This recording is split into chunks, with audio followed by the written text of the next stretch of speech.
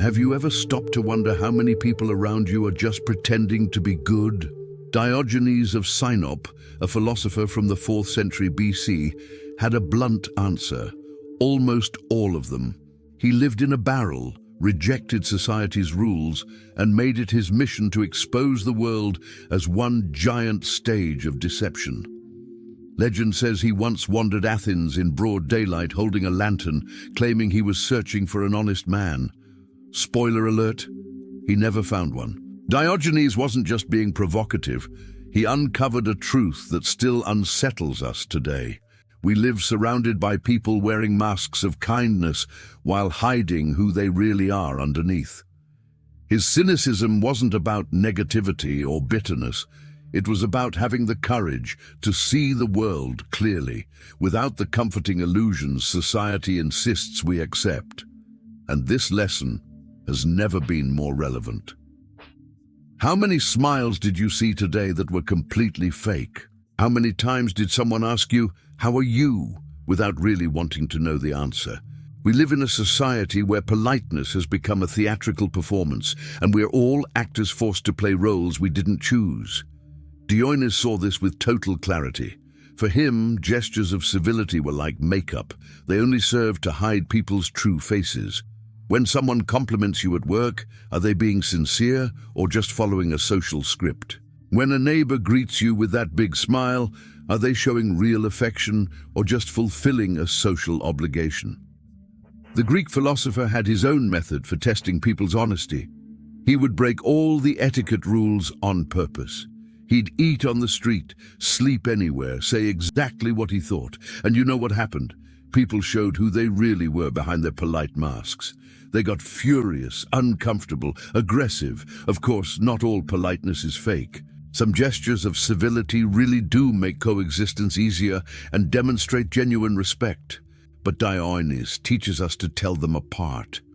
Real kindness doesn't disappear when nobody's watching, doesn't change based on convenience, doesn't need an audience to exist.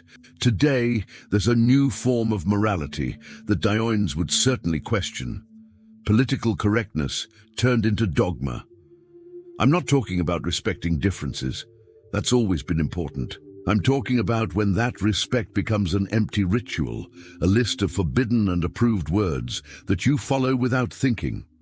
Watch how some people talk.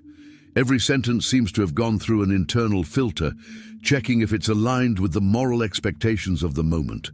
They don't express thoughts. They recite social catechisms. It's as if they've memorized a manual on how to be a good person, but forgot to develop genuine goodness. Diogenes would say that this obsession with not offending is a sophisticated form of intellectual cowardice. When you're so afraid of thinking wrong, you stop thinking altogether.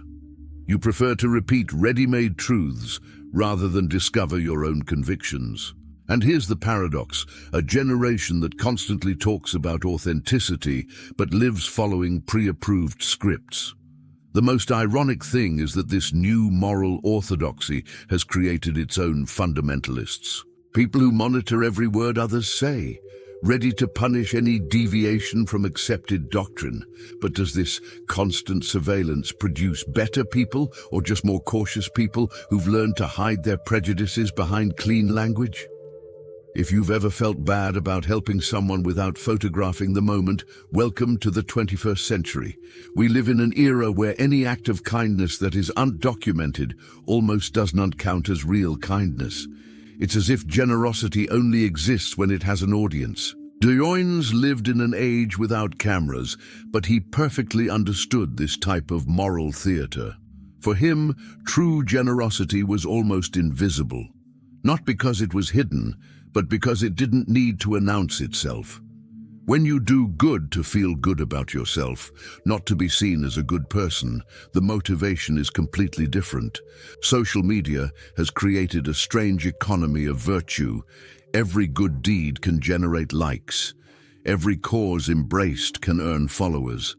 And this has contaminated even genuinely generous impulses. Now, many people choose their causes not for the real impact they can have, but for how much they'll improve their public image. But here's an interesting thought. Maybe some of these digital altruists really do transform in the process. Maybe starting with vanity, some end up developing real compassion. The question is it worth the risk of turning charity into performance?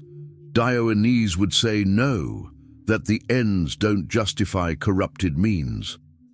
Diogenes' followers were called cynics, a word that comes from dog in Greek, and this wasn't an insult. It was an ideal, because dogs have an honesty that we lose in adult life. They don't fake emotions, they don't feel, don't hide basic needs, aren't ashamed of being who they are. Diogenes chose to live like a philosophical dog. He slept when he was sleepy, ate when he was hungry, spoke what he thought without diplomatic filters.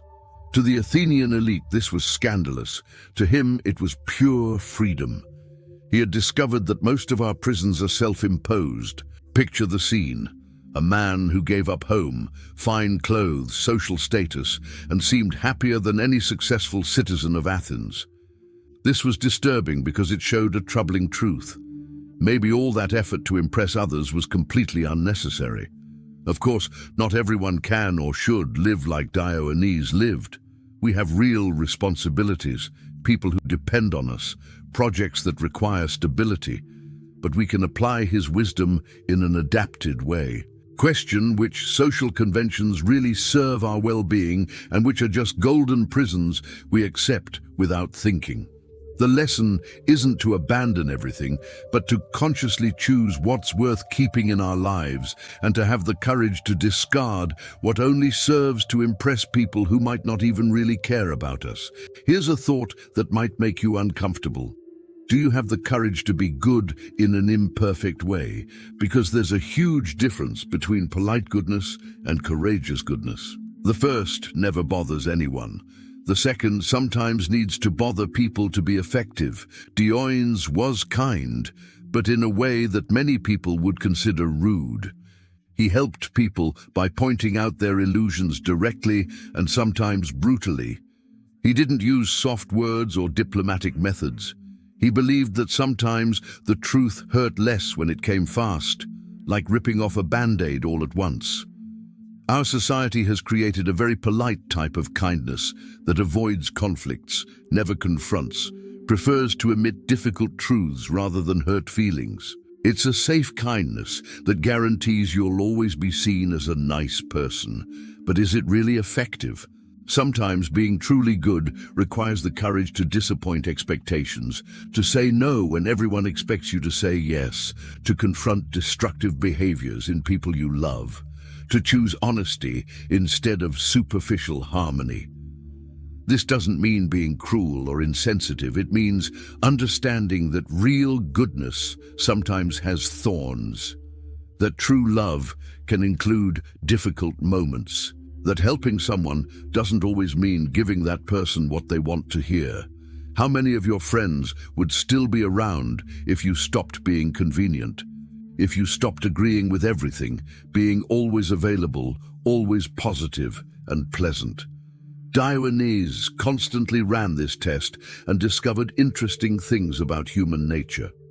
Most of our social relationships work like a system of implicit exchanges.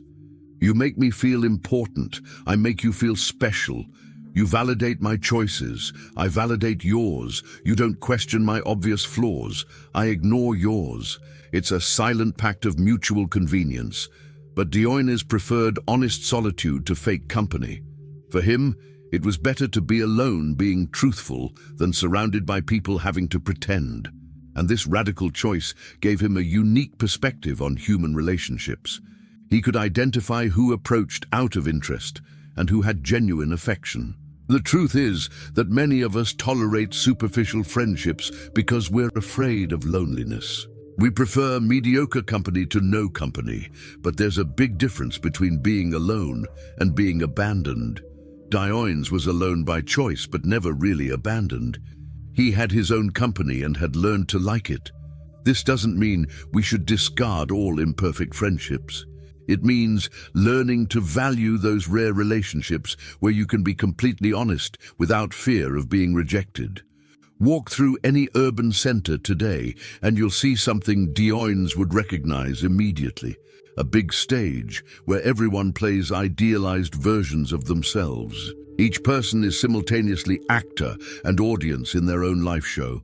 Some pretend to be richer by buying things they can't afford. Others pretend to be happier by posting only the good moments. Some pretend to be wiser by repeating ready-made phrases about personal development. It's a collective theater where nobody admits they're performing. Diogenes chose to exit this play completely. He refused both the role of actor and audience, and this refusal gave him a privileged view. He could see the artificiality that the participants themselves couldn't see because they were too busy sustaining their own performances. But here's an interesting counterpoint. Maybe some of these performances have value. Maybe pretending to be better than we are sometimes motivates us to actually improve. Maybe aspiring to an idealized version of ourselves is a form of growth, even if it starts artificially. The question is finding the balance between healthy aspiration and neurotic theater, between wanting to genuinely improve and just wanting to look better. Diogenes teaches us that the difference lies in motivation. Do you want to grow for yourself or for others' approval? There's a type of person that Diogenes particularly hated, the one who mastered the art of sounding smart without really knowing what they're talking about.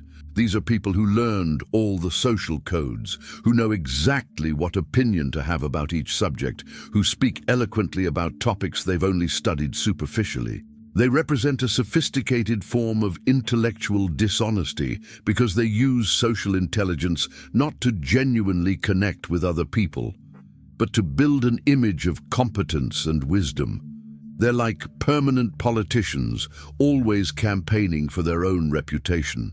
Diogenes, on the contrary, took pride in admitting ignorance. When he didn't know something, he clearly said he didn't know. When he didn't understand, he asked simple, direct questions. For him, faking knowledge was a form of cowardice. It showed fear of seeming ordinary or limited. Our era has amplified this problem. With infinite information available, many people think that having access to data is the same as having wisdom. They confuse the ability to Google with real knowledge, the skill of repeating information with genuine understanding. But there's a liberating irony in this. When you stop trying to impress with your intelligence, you can start using it more effectively. When you don't need to prove you know everything, you can focus on learning what really matters. And this paradoxically makes you wiser than any intellectual performance. Diogenes had only a cloak and slept wherever night fell. When he saw a boy drinking water straight from the fountain with his hands, he threw away his only cup, realizing that even that was dispensable. For him, each object less meant 1 degree more of freedom. Today, we do exactly the opposite. We complicate basic needs until they become sophisticated rituals. We don't drink water. We hydrate with special beverages. We don't eat food. We have gastronomic experiences. We don't wear clothes. We express identity through fashion.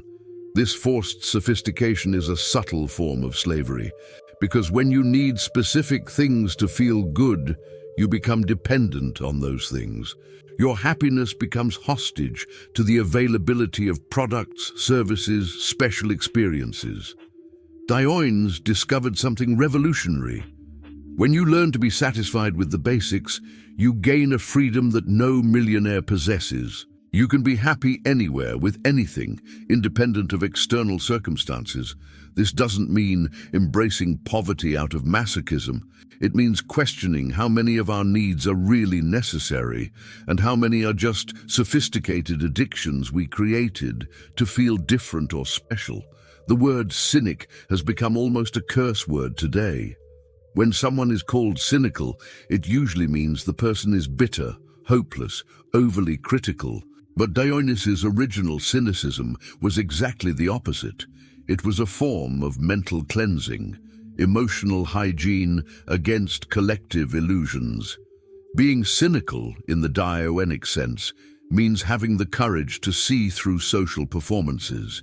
It means saying the emperor has no clothes when everyone pretends to see magnificent robes. It means questioning consensuses that might just be shared fears. We live in an era that desperately needs this cleansing. We're drowning in contradictory information, surrounded by experts in everything, bombarded by absolute truths that change from week to week. We need the cynical capacity to doubt, question, ask for evidence. But Diogenes' cynicism had something that modern cynicism has lost: hope. He criticized society because he believed people could be better. He pointed out hypocrisies because he wanted to help others free themselves from them.